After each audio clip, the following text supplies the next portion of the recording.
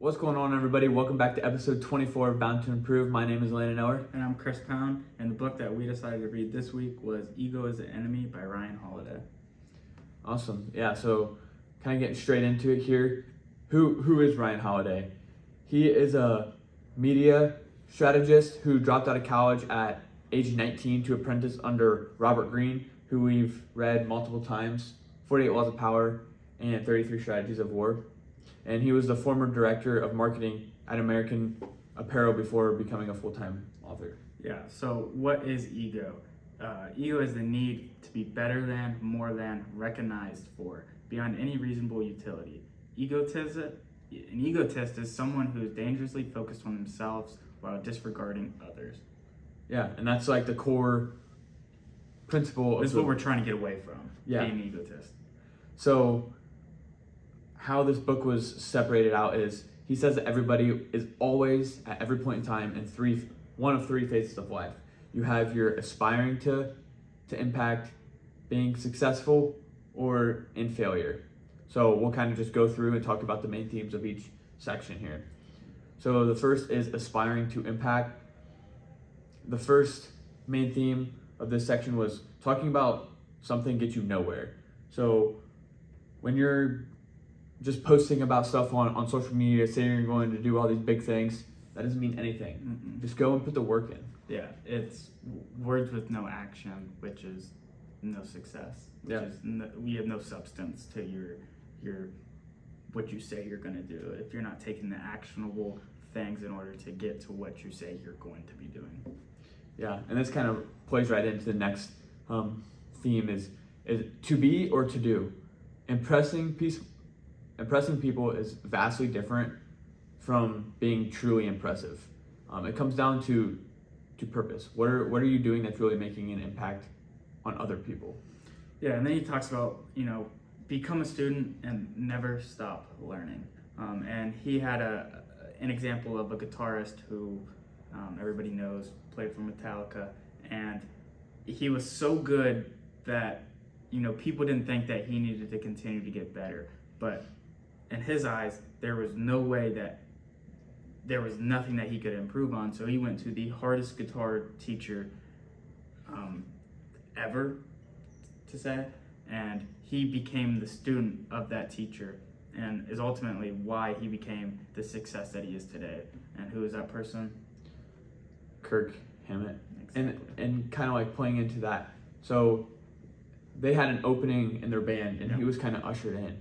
So instead of having the ego saying, "Oh my gosh, I made it to one of the biggest bands ever," best band that's out right now. Yeah, I'm just gonna coast and live that rock star life. Yeah, but instead he chose to put his ego aside and focus on what can I get better at to make better music for people to enjoy. What can I do to make more value? Yeah, it's and then value. Another point to this is Frank Shamrock, who was a early and great MMA coach. He had the plus minus equal formula. Have someone smarter than you to teach you, someone less than you to instruct, and someone equal with you to compete. Yeah. And I think like when you're training or going to work every day, I think those three things are really, really pivotal, and they'll help you get to that next step. Holiday went on to talk about do not be passionate. Which is weird because usually you want passionate. That sounds like a positive trait. So he brought into the example of John Wooden, who is arguably one of the greatest college basketball coaches ever. And he was described as not passionate. John Wooden believed that those emotions were a burden, and his philosophy was about being in control and doing your job and never being passion's slave. Passion is about blank. Purpose is to go and for blank. Yeah, so purpose is like, in what aspects are you doing your job that's benefiting a team, other people? And passion is kind of like the self-fulfilling. If you have too big of an ego, you're worried more about passion than purpose. Yeah. Right? Think about the bigger picture. Think about the team that you're working with, or why you're doing what you're doing. It's not passion that's going to get you there. It's going to be your purpose that gets you to where you want to be. The next point here is follow the canvas strategy. What's the canvas strategy? It's by helping yourself, by helping others. So those who are ahead of you right now, your boss's boss, create a clear line of sight for them. Do really good work that makes them look really good, and that'll advance them, and that's going to open your path to be successful. Yep. Next is restrain yourself and get out of your own head. Don't let emotions get to you. How much can you put up with? And this is when he used the example of Jackie Robinson. Jackie Robinson had a temper. He did have a temper, but he grew up, like when he was growing up, he was always getting in fights. And the person who took a chance on Jackie Robinson to be the first African American player in the MLB, they had an agreement that Jackie Robinson would never react out of emotion, because that's when things would get blown out of proportion. And if Jackie were to react out of emotion, we probably would never have known Jackie Robinson in the first place. Yeah, he wouldn't have had as good of a career. No, he wouldn't have had the meaningful impact. Yeah, the MLB would not have progressed. America would not have progressed as it did if Jackie Robinson was not part of that progression. Yeah, so kudos to him for putting that ego to his side, Absolutely. even when it wasn't necessarily right to. Yep. Next is the danger of early pride, and this is just simply thinking that you are better than everyone else. Yeah. Even if you're not saying it, thinking it too can be just as much as a danger, because you're still putting yourself. You're still quote unquote counting your chickens before they hatch. Yeah. And that's so just don't boast. Next here is work. You know a workman by the chips that they leave on the floor. Judge your progress by looking at the chips on the floor. Yeah. So if you're aspiring right now, put your ego to the side, know what direction you're going in, and then at some point you gotta put your boots on and get after it. Absolutely. Moving on to the next little section we have here is reaching success. Yeah, and the first one, you'll kind of see it be a constant theme here is always stay a student. When you're aspiring, when you're successful, when you're in failure, you should be constantly learning. And Ryan Holiday mentioned the Mongols. So they were one of the greatest empires in the earlier times. And why is this? Why did Genghis Khan have the success that he did? Is because when he went into these other empires, he would take things that they were doing better than what his empire was doing, and he would incorporate it into his empire. So nobody could have the upper hand on them because he was constantly, again, reiterating and trying new things that would make his success even more of a success. Yeah, and that plays into the last book we read on the Entrepreneur's Field Guide. Yep. Iterate or die. Exactly. That's that too. Yeah. Next one here is don't tell yourself a story. Don't say, man, it's going to be so great when I do this one thing one day. Just focus on executing daily small tasks and put one foot in front of the other. Yeah, he also adds on to the point, staying true to what's important to you. Only you know the race you are running and how you can be the absolute best, right? Other people's success isn't your success, so why gauge your success based off of what other people are doing? Yeah, and I think that's so hard just to stay in the moment. Yeah, and don't have that compare factor because it's always prevalent. Yeah, from high school to college to the workforce, you're always gonna have peers around you that are gonna be doing amazing things. So how do you not get caught up in that and let your ego get the best of you? Then the next point here is he mentions 3 consequences of success. The first one is entitlement. This is after you've done something truly amazing, built some great company, and saying this is mine, I've earned it. So listen to me. And something on to the same tune of that is Mark Zuckerberg, when he was really young, he carried around a business card that said, I'm CEO, cuss word. Yeah. So that just shows I'm more powerful than you are. Do what I say. Your opinion doesn't matter. That is not what you should be doing.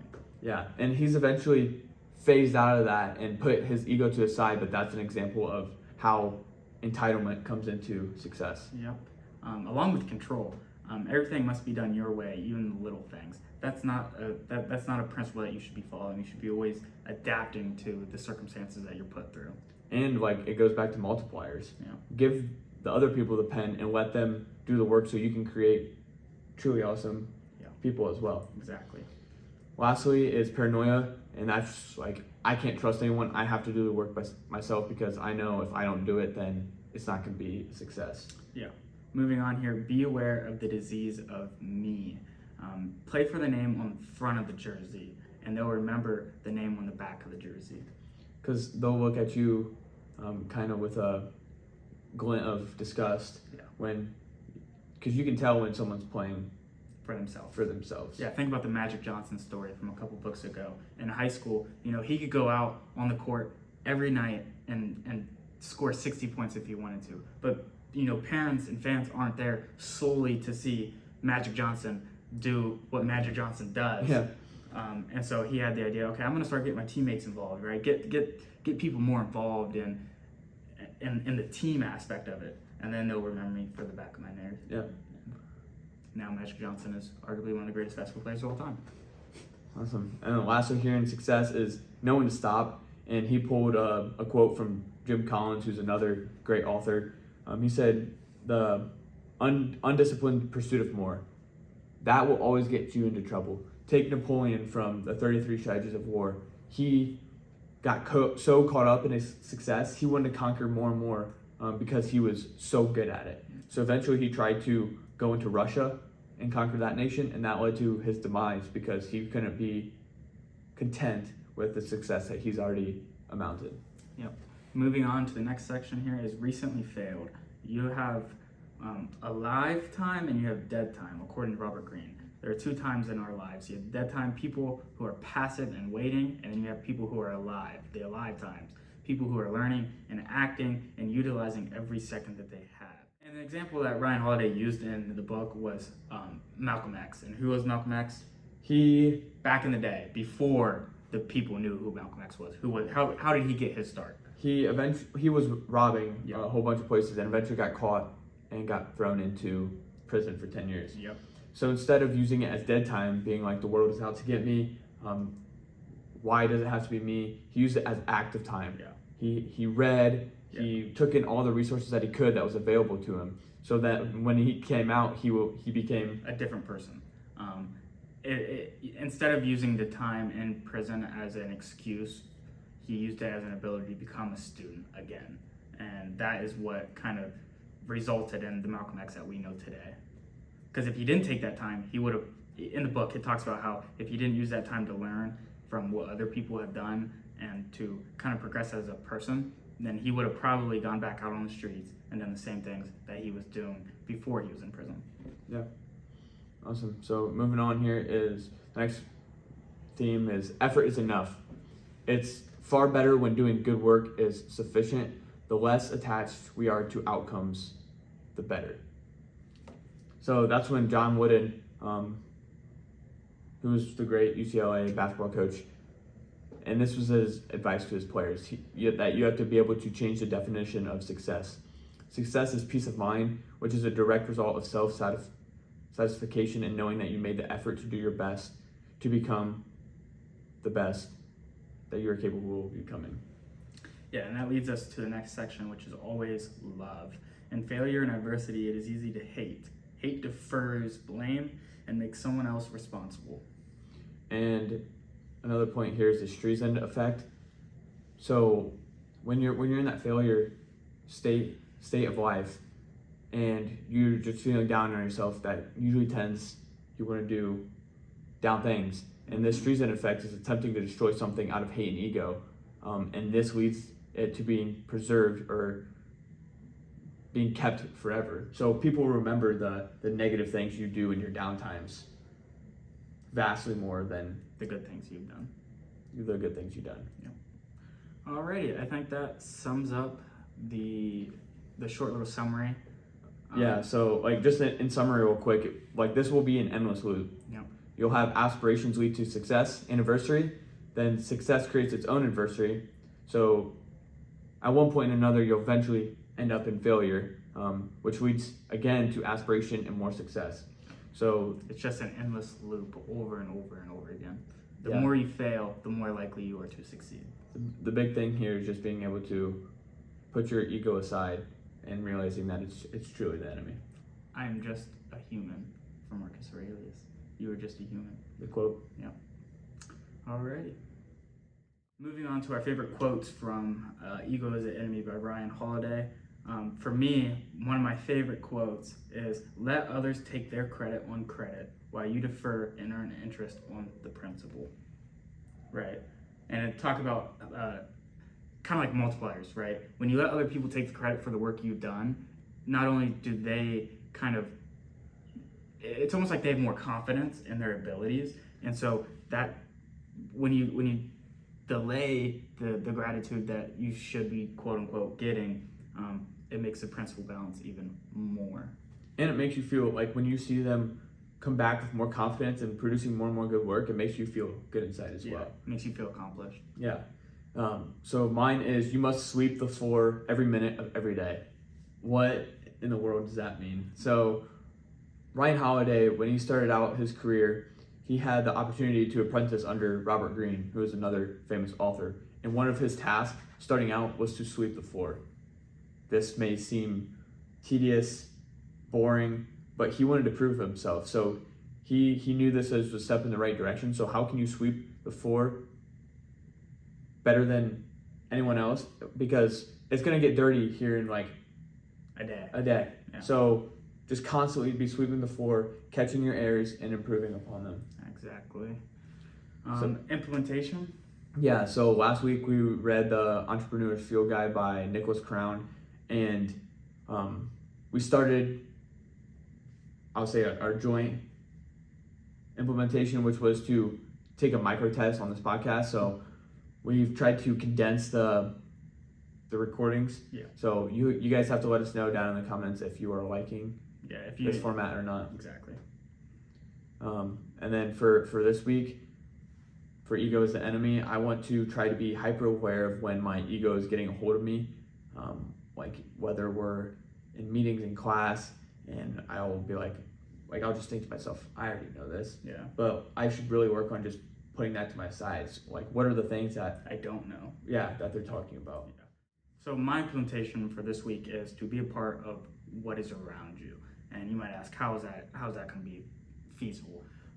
Well, for instance, if my roommates want to go out and get something to eat, in the past I found myself just laying in my bed, almost feeling sorry for myself to an extent, where I don't want to go out, right?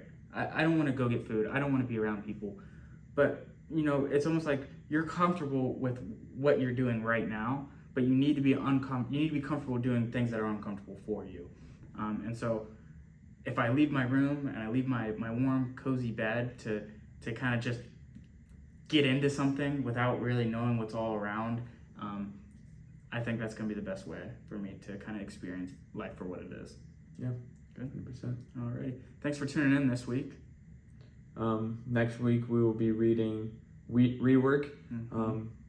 Yeah, find us on Instagram, YouTube, Spotify, TikTok, and Apple Podcast at Bound to Improve. Thanks again, and we'll see you next week. Yep.